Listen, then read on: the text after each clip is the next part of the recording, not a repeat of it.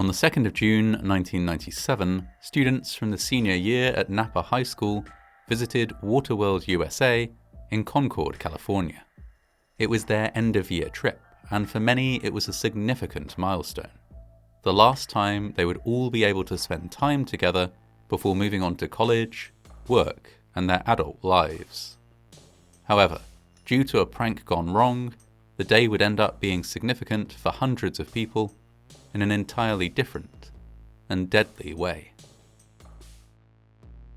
Waterworld USA opened for business in 1995, with a number of rides and attractions including Northern California's longest lazy river and the only large wave pool in the local area.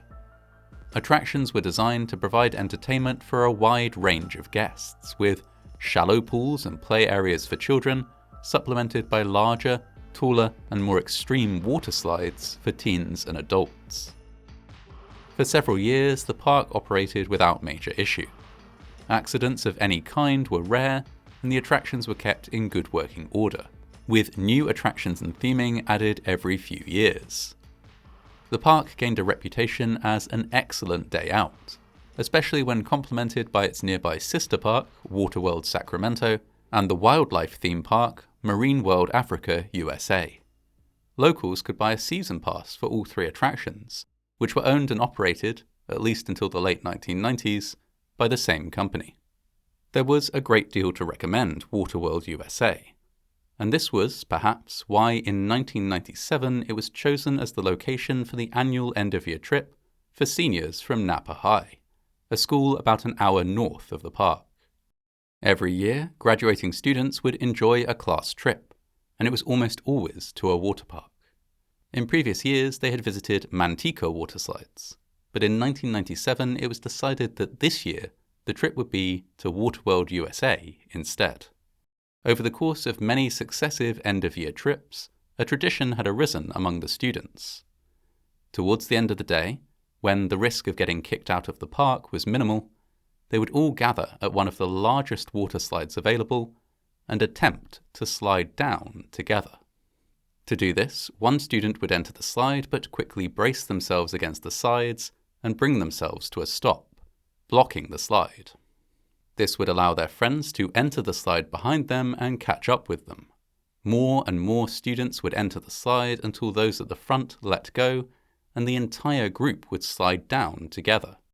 The end result would be a chaotic, exhilarating ride surrounded by friends and with a massive splash at the end.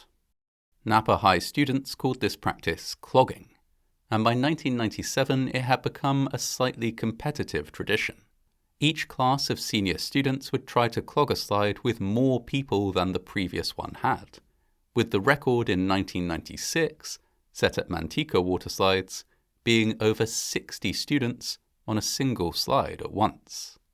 Teachers and chaperones were aware of this tradition, and although they didn't necessarily approve, they also made students aware that they wouldn't be punished for it. It was viewed as a prank. Against the rules, but essentially harmless fun. Adults supervising the end-of-year trip would rather tolerate it than ruin the excursion by trying to forbid it. The 2nd of June 1997 was a relatively quiet day at Waterworld USA, but the weather was warm and pleasant, and students of Napa High enjoyed an excellent day of fun and relaxation with their friends. Throughout the day there was some discussion of clogging a slide, but it was generally accepted that this would be done at the very end of the school's time in the park, to minimize the risk that anyone would be kicked out. Thus, when an announcement was made at around 2:30 p.m. asking Napa High students to begin returning to their buses, dozens of them instead headed for the Banzai pipeline slide complex. This 40-meter, or 131-foot tall tower was fitted with 4 slides of varying intensity. Lifeguards were situated at the top of the tower to supervise riders as they entered the slides. Several students pushed past one lifeguard and entered a slide together, before quickly arresting their descent by bracing themselves against the sides of the fiberglass chute. Their friends followed, piling up behind them. It was, at first, a joyful, celebratory activity. These were friends who had studied together for years, They were ecstatic to be taking part in one final, glorious prank before the end. More students piled on, pushing past the lifeguard at the top of the tower. The lifeguard blew their whistle and shouted at the students not to block the slide, telling them it was unsafe to do so. The students ignored this warning, prompting the lifeguard to pick up their radio and begin making a call to park security. Once around 30 people had entered the slide, there was a loud cracking sound. The fiberglass of the slide tore. Bolts that secured it to the supports pulled through the tear, and a whole section of the slide, the most heavily loaded section of the slide, fell open like a trapdoor. Dozens of students tumbled to the ground below, falling onto bare concrete or into flower beds. Some of them impacted the supports of the slide on the way down. Some were able to hold on for a brief few seconds before they too fell. Student Alinda Franco survived the fall, and later gave this account of the accident. The sound of fiberglass cracking is ingrained in my mind forever. I remember starting to fall and trying to grab onto something. It was like the platform was just an arm's length away, but I couldn't reach it. As soon as I felt myself starting to fall, my brain shut off. The ground below was instantly littered with injured teenagers. Blood contaminated the splash pool of the ride as park staff descended on the area. The number of casualties and the multiple injuries suffered by each casualty were overwhelming. Emergency services were called and a steady flow of ambulances began ferrying 32 injured teens to local hospitals. There were so many that no one facility could accommodate them all, and some students had to be taken further afield.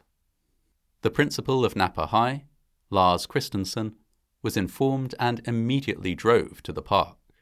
He arrived to find the road blocked, with access only available to emergency vehicles. He was forced to leave his car on the side of a nearby highway and run the rest of the way to the park.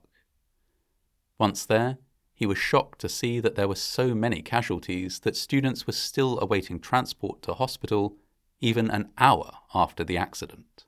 He was shocked still further when police officers on scene asked him to identify a body. 18-year-old Quimby Gallotti had sustained serious injuries to her head and chest from the fall and did not recover. She had been a consistent honours student and had recently been awarded a college scholarship to study psychology. In the weeks before the trip, she had expressed to friends and family that she did not feel ready to leave high school. Now, she never would. In the aftermath of the accident, an investigation was launched. There was some speculation that the construction of the slide had been faulty, but it was ultimately found that the attraction was safe when used as intended. It was built to be ridden by one person at a time, but was designed with tolerances such that it could hold the weight of 10 people if necessary. With more than 30 students crammed onto the slide at once, however, it had been pushed past its limits and had broken. The senior class of Napa High had felt safe in pursuing the tradition of clogging, as they had done so without incident in previous years. However, in previous years, the class trip had been to Manteca Waterslides, a park where many of the slides were built into the sides of hills, and thus would not collapse under any circumstances. Despite not being found at fault, Waterworld USA paid out around $4 million in settlements to end legal proceedings against the park. The Banzai Pipeline Slide Complex remained closed for almost a year before being rebuilt, rebranded, and reopened. The 1997 senior class of Napa High went ahead with its graduation ceremony as planned, even though many students in attendance were seriously injured. Students who had fallen from the waterslide attended as best they were able, some in wheelchairs, many with casts and mobility aids, assisted by healthcare professionals. Almost all of the injured students were ultimately able to attend, and the ceremony was, for all of them, a sober but moving way to end their time at high school and move on to their adult lives. Many survivors were left with injuries that never fully healed, or which took years or decades to recover from. For Quimby Gallotti, and for every student in that year, a momentary decision, a fun and light-hearted prank gone wrong, had consequences that would last a lifetime.